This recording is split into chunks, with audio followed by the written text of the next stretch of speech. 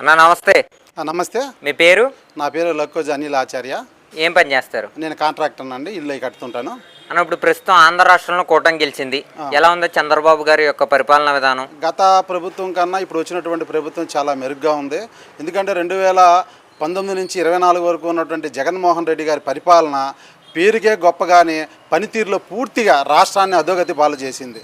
ఈ రాష్ట్రంలో అనేక విషయాల్లో మేము మార్పు తీసుకొస్తామని చెప్పి వచ్చినటువంటి జగన్మోహన్ రెడ్డి గారు ఈ రాష్ట్రాన్ని పూర్తి స్థాయిలో ఆర్థికంగా పాతాళానికి తీసుకెళ్ళినటువంటి పరిస్థితులు కనబడుతున్నాయి. ఒక మద్యపానం విషయంలోనే ఇక్కడ ఈ రాష్ట్రంలో తొలగిస్తామని చెప్పి ఈ రాష్ట్రంలో పనికిమాలినటువంటి బ్రాండ్లను తీసుకొచ్చి అమ్మడం చేసి ఈ రాష్ట్రంలో ఆరోగ్యపరంగా దేశంలోనే ప్రపంచవ్యాప్తంగా అనేటువంటి ఆరోగ్య సంస్థ కూడాను ఆంధ్రప్రదేశ్ రాష్ట్రంలో ఆరోగ్యపరంగా రాష్ట్ర ప్రజలు చాలా అధ్వానంగా ఉన్నారని చెప్పని ఆ రాష్ట్రంలో ఈ యొక్క దేశం కూడా చెప్తున్నా కూడాను ఇక్కడ ఉన్నటువంటి రాష్ట్ర ప్రజలకి పట్టించుకోకుండా జగన్మోహన్ రెడ్డి గారు పూర్తి స్థాయిలో మద్యాన్ని రేట్లు పెంచేసి తక్కువ రకం ఉన్నటువంటి మద్యాన్ని అమ్మి ఈ రాష్ట్ర ప్రజల్ని చాలా అనారోగ్య పాలు చేయడం అనేది అందరికీ తెలిసిందే. అలాగే ఈ రాష్ట్రంలో రోడ్ల పరిస్థితి అత్యంత అధ్వానంగా ఉన్నటువంటి పరిస్థితి తీసుకొచ్చేశారు. ఎలాంటి పరిస్థితి తీసుకొచ్చారని అంటే ఈ రాష్ట్రంలో ఎక్కడి నుంచైనా ఒక వాహనం వెళ్ళాలి అని అంటే ఆ వాహనం అంతా పూర్తిగా పాడైపోయి టైర్లు పాడైపోయి ఆ వాహనాల్లో కూర్చున్నటువంటి వ్యక్తులకి నడుము నొప్పి వచ్చేటటువంటి పరిస్థితిని తీసుకొచ్చేశారు. ఏదైనా ఒక రాష్ట్ర ప్రభుత్వం పని చేయాలంటే సంక్షేమం ఒకటే కాదు, దానికి అభివృద్ధి కూడా తేడవాలి. ఇప్పుడు ఉన్నటువంటి తెలుగుదేశం పార్టీ సంక్షేమంతో పాటు అభివృద్ధిని కూడా అందిస్తుంది. అందువల్ల గతం ఉన్నటువంటి ప్రభుత్వానికి ఇప్పుడు ఉన్నటువంటి ప్రభుత్వానికి తేడా ఏంటంటే సంక్షేమం మరియు అభివృద్ధి ఇప్పుడు ఉన్నటువంటి కూటమి ప్రభుత్వం యొక్క లక్ష్యంగా కనబడుతుంది. సార్ ఇప్పుడు గతంలో లిక్కర్ స్కామ్ జరిగింది అంటున్నారు, వాస్తవంగా జరిగిందా అండి? వాస్తవంగా ఏంటి పూర్తి స్థాయిలో జరిగింది.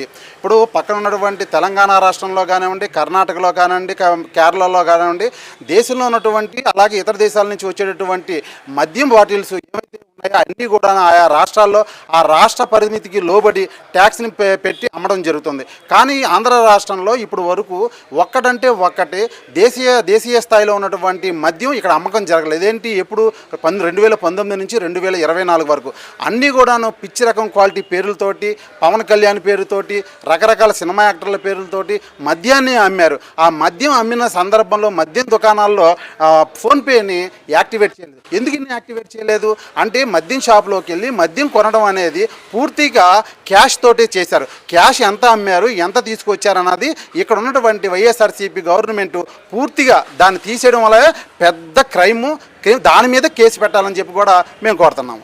సార్ ఇప్పుడు మరి అందులో ప్రధాన నిందితుడు జగన్మోహన్ రెడ్డి అంటున్నారు, మరి ఆయన గత 11 సంవత్సరాల నుంచి బెయిల్ మీద తిరుగుతున్నారు, ఇంకా అరెస్ట్ చేయకపోవడానికి గల కారణాలు? ఆయన్ని అరెస్ట్ చేయకపోవడానికి గల కారణాలు అనేది ఏమీ లేదండి. గతంలో అరెస్ట్ చేయడం జరిగింది, 18 నెలల పాటు జైల్లో పెట్టడం జరిగింది. ఇది సిబిఐ అలాగే ఈడీ అలాగే సేల్స్ ట్యాక్స్ అనేకమైన రంగాలు అంటే సెంట్రల్ గవర్నమెంట్కి ఇన్స్టిట్యూషన్స్ 4-5 రకాలుగా కలిసి ఉన్నాయి. ఆయన 18 నెలల పాటు దేశంలో జైల్లో ఉండడం జరిగింది. సుప్రీంకోర్టుకి వెళ్ళి కూడా ఆయన బెయిల్ తీసుకురావడం జరిగింది. దేశం బయటికి వెళ్ళేటప్పుడు కూడాను నీ యొక్క పాస్పోర్ట్ ఇచ్చి వెళ్ళాలని చెప్పన్నారు. ఆయన యొక్క ఏదైతే ఉందో కేసుకు సంబంధించినవన్నీ కూడా జరుగుతున్నాయి. ఈ సందర్భంలో జరిగినటువంటి లేటుకి ప్రధాన కారణం ఏంటంటే 2019లో వారు ముఖ్యమంత్రిగా గెలవడం వల్ల ఆ 5 సంవత్సరాలు ఒక ముఖ్యమంత్రికి ఉండేటటువంటి ప్రత్యేకమైన అధికారాల వల్ల ప్రభుత్వాల మీద యాక్షన్ తీసుకోకుండా కోర్టు కొంచెం లేట్ చేయడం జరిగింది. ఇప్పుడు ఆ యొక్క కేసులన్నీ కూడాను పూర్తి స్థాయిలో మళ్ళీ వాద ప్రతివాదనలు జరుగుతున్నాయి. ఈ మధ్యకాలంలో మన ప్రజల దృష్టికి రానటువంటి కొన్ని విషయాలు కూడాను జగన్మోహన్ రెడ్డి గారి ఆస్తుల్ని అటాచ్ చేసుకుంటూ కూడా వెళ్ళడం కూడా జరిగింది. త్వరలోనే వారిని ఈ యొక్క విషయంలో పూర్తి స్థాయిలో ఏదైతే ఉందో వాటిని ప్రజల ముందు బయటపెట్టి జైలు పంపించడం కూడా తప్పనిసరిగా జరుగుతుందని కూడా మాకు అర్థమవుతుంది. అంటే ఈవీఎం స్కామ్ జరగబట్టి కూటమి ప్రభుత్వం అధికారంలోకి వచ్చింది. మొన్న జరిగిన పులివెందుల ఎలక్షన్లో కూడా రిగ్గింగ్ జరిగింది, దానివల్లే ఇదైందని చెప్పి. ఇది వాస్తవంగా ఏంటంటే వైఎస్ఆర్ పార్టీ కానివ్వండి, భారతదేశంలో ఉన్నటువంటి అనేక పార్టీలు కూడాను వాళ్ళు గెలిచినప్పుడేమో ఈవీఎంలు మంచి అంటారు, గెలవనప్పుడేమో ఈవీఎంలు మంచి కాదని చెప్తారు. 2000 ఇప్పుడు మీరు ఉదాహరణకి ఈవీఎంలు మంచివి కాదని తీసుకొచ్చిన సమస్య తీసుకొచ్చింది ఎవరు? రాహుల్ గాంధీ ఏమో ఈవీఎంలు మంచివి కాదు, బ్యాలెట్ ఓట్లు మంచి అంటారు. మీరు గతంలో 2009 నుంచి 14 వరకు, 2004 నుంచి 2009 వరకు, అంటే 2004 నుంచి 2014 వరకు ఎవరిది ఉందండి ఈ దేశంలో గవర్నమెంట్? పూర్తిగా కాంగ్రెస్ ప్రభుత్వం. అప్పుడు జరిగినవి ఏంటంటే ఈవీఎంల వల్ల. 2014లో భారతీయ జనతా పార్టీ అధికారంలోకి వచ్చినప్పుడు కాంగ్రెస్ ప్రభుత్వమే అధికారంలో ఉంది. కాంగ్రెస్ ప్రభుత్వ హయాంలోనే ఎన్నికలకు వెళ్ళింది. కాంగ్రెస్ ప్రభుత్వ హయాంలోనే భారతీయ జనతా పార్టీ వచ్చింది. అంటే 2 సార్లు అలా గెలవంగానే ఈవీఎంలు బాగా ఖచ్చితంగా పనిచేసినాయి అని, ఒకసారి బీజేపీ గెలవంగానే ఈవీఎంలు మొత్తం కూడాను వాళ్ళ చేతులు ఉన్నాయన్నారు. వాళ్ళ ప్రభుత్వం హయాంలో ఉండగానే ఈ యొక్క భారతీయ జనతా పార్టీ అధికారంలోకి వచ్చిన తర్వాత నీకు ఇంతకన్నా మంచి ఉదాహరణ ఇంకోటి చెప్పమంటారా?